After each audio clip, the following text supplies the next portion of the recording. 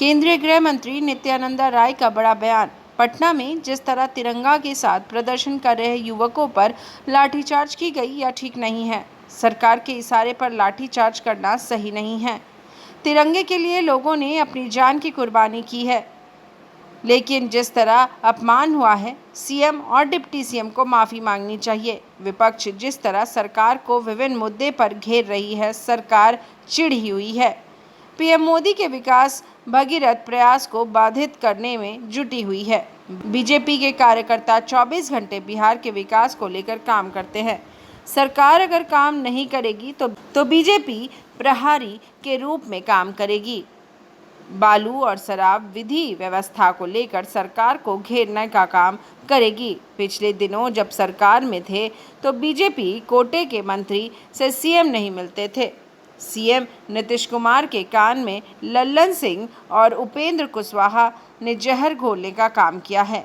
बिहार में राजद के गुंडे अब लगातार अपराध को अंजाम दे रहे हैं। लोगों पर प्रहार किया गया, यह बहुत ही अशोभनीय कार्य है। तिरंगा उनके हाथ में था और कोई ज़रूरत नहीं थी लाठीचार्ज की। उस तरह से बर्बरतापूर्ण सरकार की इशारे पे लाठीचार्ज जो पुलिस द्वारा की गई, यह बहुत बड़ा आपत्तिजनक है। इस प्रकार से तिरंगे का वो अपमान है। तिरंगा इस देश के और इस देश के एक एक वासियों के आन बान शान है। जिस तिरंगे के लिए लोग अपनी जान तक की कुर्बानी कर देते हैं, वैसे तिरंगे के अपमान में किया गया यह घिनौना कार्य की काफ़ी निंदा मैं करता हूं और जितनी इसकी भर्त्सना की जाए कम है। और इसके लिए नीतीश कुमार जी को और तेजस्वी जी को माफ़ी मांगनी चाहिए कि उनकी पुलिस ने इस प्रकार की कार्रवाई की है। जब सरकार को लगने लगा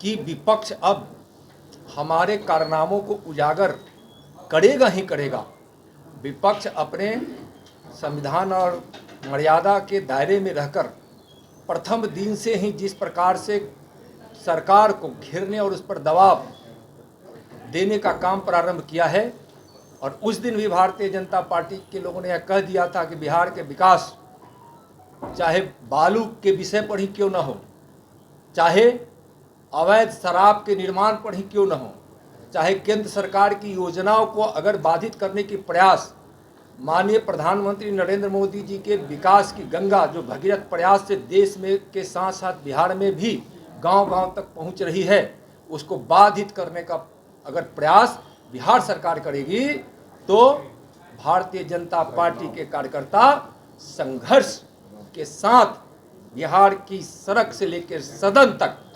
जवाब देगी सरकार को, बिहार की सरकार को। और बिहार के सरकार को यह पता है कि 24 घंटे भारतीय जनता पार्टी के कार्यकर्ता बिहार के हित के लिए लड़ने के लिए कमर कस चुका है, पहले भी कसे हुए था, तो उनको यह बात सताती है। और आज भी मैं कह रहा हूँ कि बिहार के हित में जो भी अच्छे निर्णय हो सरकार को करना ही पड़ेगा, नहीं करेगी तो इसके परिणाम अच्छे नहीं होंगे। सरकार को मैं आज यहाँ से चेतावनी दे रहा हूँ। आप जंग लड़ा, आप नित्यानंद राय के बारे में खास तौर पे लोग कहते हैं कि आपने उत्तर बिहार में खास तौर पे लालू यादव के खिलाफ जंग लड़ा। अब नित्यानंद की जरूरत पड़ गई, फिर से बिहार में कैंप करेंगे नित्यानंद राय? देखिए, भारतीय जनता पार्टी गांव-गांव है, समझे ना, और Bharatiya Janata party booth booth तक है। हमारे बूथ तक के हमारे नेता है, प्रदेश से लेकर बूथ तक के, समझे ना।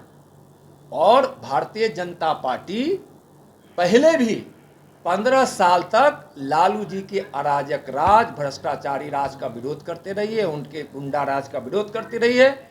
और उसी विरोध की बुनियाद पर नीतीश कुमार जी को अपने कंधे पर बैठाकर उस लालू जी के अराजक भ्रष्टाचारी सरकार गुंडा राज के खिलाफ नीतीश जी को मुख्यमंत्री बनाया। जो मुख्यमंत्री देखना चाहती थी, मुख्यमंत्री के पद पर बिहार के लोग, जनता देखना चाहती थी, बिहार के लोग देखना चाहते थे बीजेपी के नेता को, लेकिन बीजेपी ने त्याग किया। और मैं आपको बता दूं कि तेजस्वी यादव कसाई खाने खुलवाने वाले लोग हैं और नित्यानंद राय गौ माता की हत्या रुकवाने वाले लोग हैं। मुझे गर्व होता है कि मैं माननीय प्रधानमंत्री जी की प्रेरणा में और नेतृत्व में और गृह मंत्री जी के निर्देश पर मैं गौ माता की अवैध तस्करी जो भारत से पड़ोसी देशों में होता था उसमें 80% से ज्यादा की कमी लाया हूं। तो आज जिस प्रकार से हो रहा है, आज देखिए तो यह सरकार गुंडा राज, अराजक राज, बेरोजगारी का यह प्रतीक है, भ्रष्टाचार का प्रतीक है। भ्रष्टाचारियों से गठबंधन किया है और यह गठबंधन को जनता बहुत ही अच्छे तरीके से परख ली है, जवाब देगी। महागठबंधन खुश है कि बालू सस्ता नहीं कीजिएगा तो हम ईंट से ईंट बजा देंगे।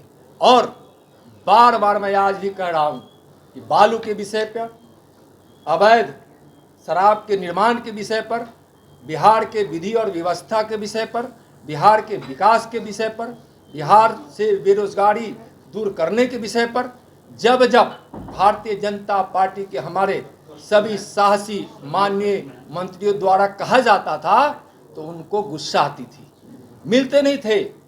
अपने ही कैबिनेट के भारतीय जनता पार्टी के मंत्रियों से माननीय मुख्यमंत्री जी मिलते नहीं थे और बार बार उनकी अवहेलना होती थी। और आज एक कहावत है कि अगर किसी के मुख में जहर डाल दिया जाए तो वह एक व्यक्ति मरता है, लेकिन अगर किसी के कान में जहर डाल दिया जाए तो उससे काफ़ी मौतें होती हैं। नीतीश कुमार जी के एक कान में ललन सिंह जी ने, दूसरे कान में उपेंद्र कुशवाहा जी ने ऐसा जहर डाला जो बिहार को बर्बादी के कागार पर ले जा रहा है। बिहार में जहर घोला जा रहा है। आज सामाजिक ताने बाने को तोड़ा जा रहा है। आज आरजेडी के गुंडे जिस प्रकार से तांडव करने लगे हैं और जितनी हत्याएं हो गई है इस 15-20 दिनों में, जितना लूट खसोट बलात्कार, महिलाओं की हत्या से लेकर जिस प्रकार से अपराध की प्रवृत्ति वाली जितनी भी घटनाएं होती है, आपराधिक घटनाएं जितनी हो रही है, यह बिहार के लिए दुर्भाग्य है। नीतीश जी को अब समझ में आ रहा होगा और अच्छे से समझ रहे हैं, चेहरे की मुस्कान समाप्त है। और आज आप सब जानते हैं, जरा उनको गौर से कीजिएगा, कल भी क्या हुआ, गया में चले गए, किसी के विश्वास और आस्था को उन्होंने तार कर दिया। मैं उसका विश्लेषण नहीं करना चाहता, लेकिन क्या हुआ विष्णु पद में ठीक है कि अगर किसी की यह एक मर्यादा है, किसी ने अपने किसी चीज़ की मर्यादाओं को स्थापित करने के लिए कुछ शर्त बनाई रखी है, उस शर्त का पालन करना चाहिए। ऐसा नहीं होना चाहिए। सर्वधर्म समभाव की बात होनी चाहिए, सब धर्मों का आदर होना चाहिए, लेकिन सभी धर्मों के कुछ मर्यादाएं हैं, उसका भी ख्याल नीतीश कुमार जी को रखना चाहिए और सबको इसकी रखनी चाहिए। बिहार क्या हो रहा है, तुष्टीकरण की तरफ बढ़ रहा है और तुष्टीकरण से बढ़ने का परिणाम क्या होगा। आज सीमाओं पर क्या हो रहा है, सीमांचल के राज्यों में क्या हो रहा है, बिहार के कोने कोने में क्या हो रहा है, विभिन्न प्रकार के अपराध जो राज्य और देश के लिए अच्छा नहीं है, देश के भविष्य के लिए अच्छा नहीं है। आप उद्योग स्थापित हो रहे थे, उद्योग पहली बार श्री कृष्ण बाबू के बाद उद्योग के तरफ बिहार ने कदम बढ़ाया था। और क्या हुआ था, उससे उद्योग लगने से बेरोजगारी दूर होगी। आरजेडी के नाम सुनते ही, तेजस्वी जी का नाम सुनते ही, और पहले भी नीतीश जी के राज में उद्योग तो लगा नहीं, बेरोजगारी यहाँ बनी रही और लोग पलायन करते रहे। क्या होता है, यह कुछ नहीं, यह एक ऐसी व्यवस्था है जो व्यवस्था एक लचर व्यवस्था है और बिहार को इससे काफ़ी नुकसान हो रहा है। लेकिन भारतीय जनता पार्टी को विश्वास है कि हम माननीय नरेंद्र मोदी जी की बहाई हुई विकास की गंगा से हम बिहार के विकास को आगे बढ़ाएंगे। और आज क्या है, बिहार के बजट का कितना हिस्सा केंद्र देती है, एक बड़ा हिस्सा देती है, लगभग 40-45%। अगर कहीं कुछ 40% से ज़्यादा हिस्सा उसका रहता है। बिहार में क्या होता है, योजनाएं को डाइवर्ट कर दिया जाता है। क्या हर घर नल से जल मिशन माननीय प्रधानमंत्री जी का बिहार में आकर मुख्यमंत्री जी क्या कर देते थे,